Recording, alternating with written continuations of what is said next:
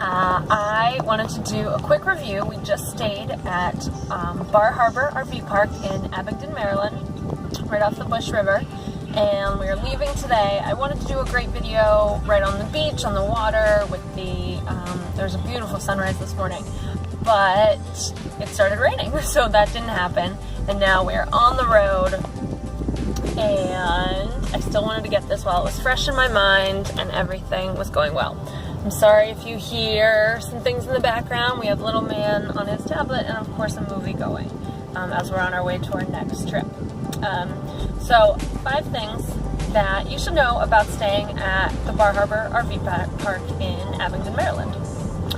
First of all, one is that it's small, at least relatively small from what I can tell. And that's a good thing and a bad thing. I don't know thing. So all of the sites, there are some sites that are right on the water.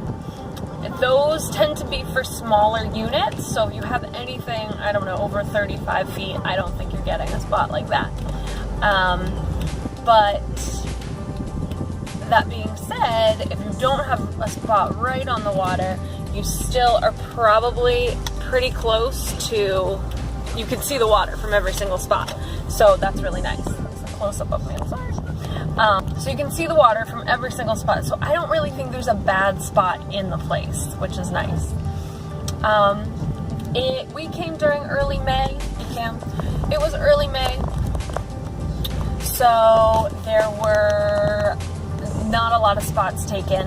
We stayed during the week. We stayed for almost 2 weeks. During the week, nobody was there. It was very, very quiet. In the weekends, it fills up pretty quick. So number 1, it's small, so you get things related to it being small. Number 2, it is quiet. So if you're looking for, a serene, relaxing place to watch birds and fish, this is the place. Very quiet.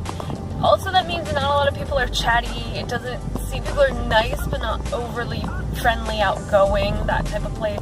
A lot of people reside there, so just know that going into it. 3, you're pretty close to nature, so there's lots to do. Lots of, I'm sure if there were avid bird watchers, you'd have plenty to see. Like I said, fishing, crabbing, you're right on the water. There is no swimming there. There's a small little beach, which was really nice and clean for my kids.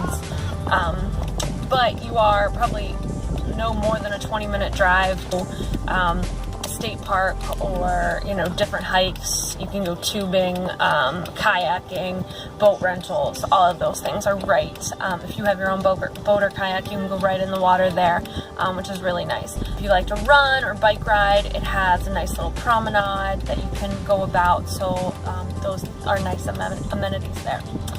Number 4, it is a Baltimore suburb right outside of Baltimore, so there's lots to do culturally too. If you want to go into the city and see a play or go to the aquarium or the zoo, there's actually 2 zoos probably within 40 minutes of here, which is pretty nice.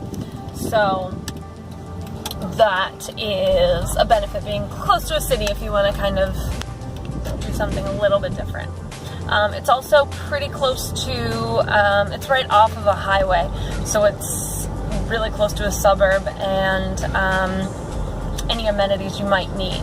I will say this, I don't remember what number I was on. Number 5, what I think was the best thing, I was so excited to stay here, is that it is 5 minutes away from a Wegmans grocery store. Now, if you don't know what a Wegmans grocery store is, it's a grocery store that's kind of come down through the maybe western or eastern part of Pennsylvania now into Maryland.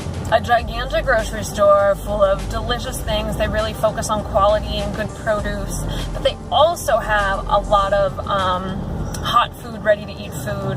I love getting the sushi there. There's always tons of samples, but it's just a really good quality grocery store. It is a more expensive grocery store. Don't go there, thinking you're gonna maintain your budget. There's just so many, like their cheese bar is amazing. They just have, it's a very comprehensive grocery store. So that to me was a huge perk, just knowing I got to go there. I planned a meal there. Meals I want to cook that day, you could just warm up in stovetop, which is really nice. Pre-chopped, it's still fresh, so you don't feel like you're eating out, but it, might be higher end than you're getting on the day-to-day. So those are my top 5 things about Abingdon, Bar Harbor. overall, it was a really nice park. It is quiet. I thought at times my kids were probably too loud for their liking. I think because people reside there, they have a lot more rules than they probably are necessary. But if you want something right on the water, just for a weekend stay especially, it's a great place. I would say it's a little bit pricey, so I think a weekend, I think they're really focusing on the weekend people. If you have anything over 35 feet, we're 41 foot, and we could only stay 10 days. We wanted to stay a full 2 weeks, and they just didn't have the accommodations for us on the weekends. They said they're completely booked, at least through the weekends until Memorial Day, so I would book early if that's something you want to do.